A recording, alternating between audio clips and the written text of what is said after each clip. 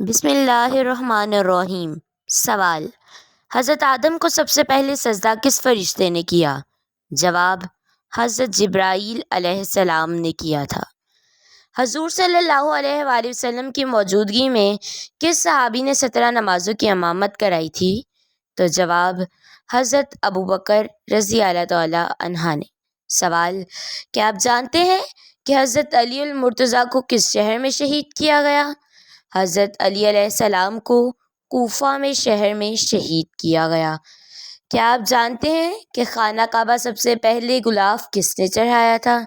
خانہ کعبہ پر سب سے پہلے غلاف حضرت اسماعیل نے چڑھایا تھا۔ اور آپ جانتے ہیں کہ جنت میں انسانوں کا قد کتنا لمبا ہوگا؟ جواب: انسانوں کا قد 60 ہاتھ جتنا لمبا ہوگا۔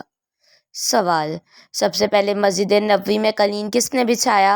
سب سے پہلے مسجد نبوی میں قالین حضرت عمر فاروق رضی اللہ تعالی عنہ نے بچھایا۔ ملک شام میں سب سے پہلے زرد رنگ کا کپڑا کس نے پکڑا؟ سب سے پہلے زرد رنگ کا کپڑا حضرت وحشی رضی اللہ تعالی عنہ نے پکڑا۔ سب سے پہلے بیت المال کس نے بنایا؟ جواب: بیت المال حضرت عمر فاروق رضی اللہ تعالی عنہ نے بنایا۔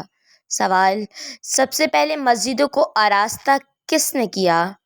جواب: سب سے پہلے مسجدوں کو آراستہ ولید بن عبد الملک مردان نے کیا۔